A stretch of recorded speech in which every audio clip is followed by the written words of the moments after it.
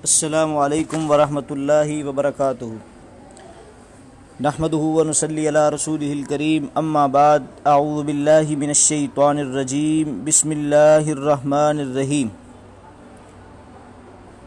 دفاع صحیح البخاری کورس میں احمد سعید ملتانی چتھروڑ گڑھی اس کے صحیح البخاری پر مختلف قسم کے اعتراضات اور اس کے ہم جوابات پیش کر رہے ہیں۔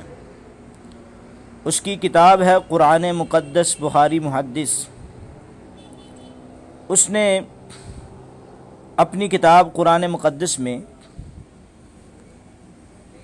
متعۃ النکاح کی ایک روایت کے متعلقہ، جس طرح کہ ہم نے کل بھی بات کی تھی، وہ کہتا ہے کہ ایام جاہلیت میں، قرآن مقدس میں کہتا ہے کہ ایام جاہلیت میں لوگوں نے زنا کی ایک شکل متع جائز کر رکھا تھا۔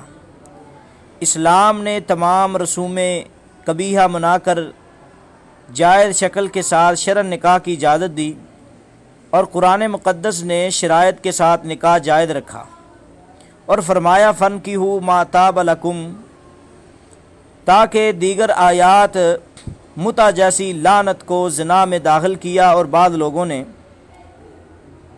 اور اسی لیے تو اللہ تعالیٰ نے قرآن مجید میں فرمایا لا تقربوا الزنا ولا تقربوا الفواحش۔ رسول اللہ صلی اللہ علیہ وسلم نے بھی گدھوں کا گوشت کھانے اور متع کے حرام ہونے کے بارے میں فرمایا۔ آپ نے کبھی کسی وقت بھی زنا کے جائز ہونے کی طرف اشارہ تک نہ فرمایا۔ یہ احمد سعید ملتانی صاحب فرما رہے ہیں۔ قرآن اور پیغمبر ذی شان کا مشترک اعلان زنا کے حرام ہونے پر جاری ہو گیا، اور نکاح کی شرائط میں یہ فرمایا گیا محسنین غیر مصافحین ولا متخذی اخدان، جس سے بالخصوص متع کے حرام ہونے کی بات ہے۔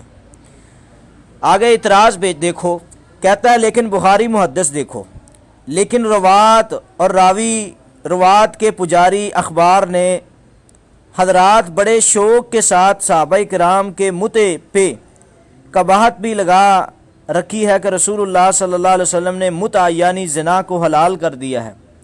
3 دن یا اس سے زیادہ مدت کے لیے عارضی بیویوں کو خوب استعمال کرو۔ اللہ کے رسول نے مستقل قاصد بھیج کر عام اجازت دی ہے کہ متع کر لو، لا حول ولا قوت الا باللہ۔ یہ ہے احمد سعید ملتانی صاحب کا اعتراض۔ کہتے ہیں بخاری صاحب چونکہ متع کے حلال ہونے کے قائل تھے، اس لیے انہوں نے یہ بھی نقل کیا کہ بعد میں رسول اللہ نے منع بھی کر دیا تھا، حالانکہ متع کے حرام ہونے آپ نے اعلان ہی کیا تھا، نہ کہ پہلے حلال کیا ہے، بلکہ حرام ہی حرام ہے، بعد میں اس کو منسوخ کر دیا۔ یہ مغالطہ خود بخاری کو آگے لکھتا ہے لعنتی راویوں کی طرف سے ہوا ہے۔ یہ لفظ ہیں بخاری کے، انا للہ و انا الیہ راجعون۔ اب متعۃ النکاح کی جو روایت ہے جس کو اس نے بیان کیا ہے 5117 ہے اور 5118 ہے۔ سیدنا جابر بن عبداللہ اور سیدنا سلمہ بن اکوع سے روایت ہے کہ ہم ایک لشکر میں تھے کہ ہمارے پاس رسول اللہ صلی اللہ علیہ وسلم تشریف لائے اور فرمایا تمہیں متع کرنے کی اجازت دی گئی ہے، پس متع کر لو۔ تو یہ روایت جو ہے نا صحیح مسلم کی حدیث نمبر 3413، مسند احمد کی جلد نمبر 4 صفحہ 47، اور اسی طرح 51 صفحہ پر مصنف عبدالرزاق کی جلد نمبر 17 صفحہ 498، اور سنن الکبریٰ للنسائی حدیث نمبر 55 39، اور شرح معانی الصالح الطحاوی جلد نمبر 3 صفحہ 24 وغیرہ کی تشریح میں عرض کیا گیا کہ متع کی اجازت منسوخ ہے، اب قیامت تک متع حرام ہے۔ صحیح البخاری کے حدیث نمبر 5117 اور 5117 کی جس حدیث کے راویوں پر معترض منکر حدیث نے لعنتی راویوں کا فتویٰ لگایا ہے، جیسے کہ محدث کے صفحہ نمبر 29 پر ان کے نام دیکھو جی، نعوذ باللہ من ذالک، کتنی بڑی گستاخی ہے۔ پہلے راوی جابر بن عبداللہ رضی اللہ تعالیٰ عنہ ہیں جو کہ مشہور صحابی ہیں، دوسرے راوی سلمہ بن اکوع ہیں جو کہ مشہور صحابی ہیں، تیسرے حسن بن محمد بن علی بن ابی طالب ہیں، مشہور ثقہ فقیہ تابعی ہیں، اور چوتھے نمبر پر عمر بن دینار رحمہ اللہ ہے، مشہور ثقہ فقیہ تابعی ہیں، اور 5ویں نمبر پر سفیان بن عیینہ مشہور ثقہ امام تابعی تبع تابعی ہیں، اور علی بن عبداللہ المدینی ہیں، مشہور ثقہ امام۔ تو تنبیہ ہم یہ کرنا چاہتے ہیں کہ اس حدیث کو عمر بن دینار تابی سے امام شعبہ نے، رو بن قاسم اور ابن جریج نے بھی روایت کیا ہے۔ دیکھیں المسند الجامع جلد نمبر 4 اور صفحہ نمبر 101 اور حدیث نمبر 2511۔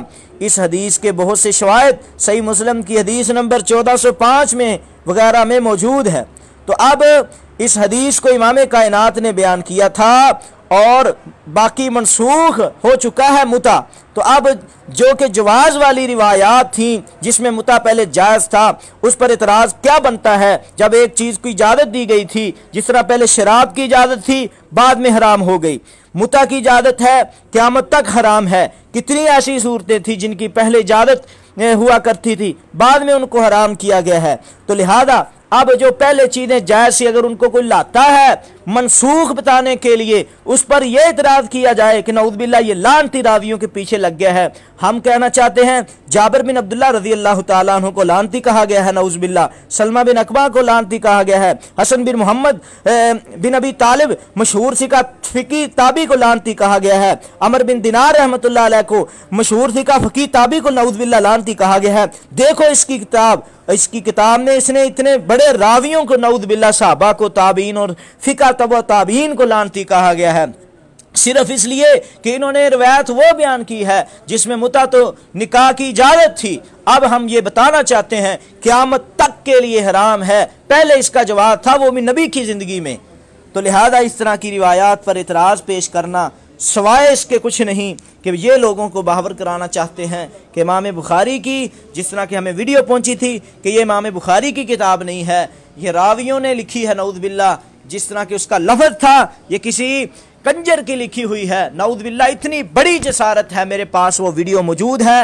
کوئی بھی اگر دنیا کائنات کا شخص مجھے اعتراض پیش کرتا ہے تو میں وہ ویڈیو دکھانے کے لیے تیار ہوں جس میں احمد سعید ملتانی منکر حدیث نے، ہم حدیث کا دفاع کرنا چاہتے ہیں، ملک پاکستان کو امن و ایمان کا گہوارہ بنانے کے لیے ہم ایسے منکر حدیث کو ملک پاکستان سے انشاءاللہ بھگا کے چھوڑیں گے۔ وآخر دعوانا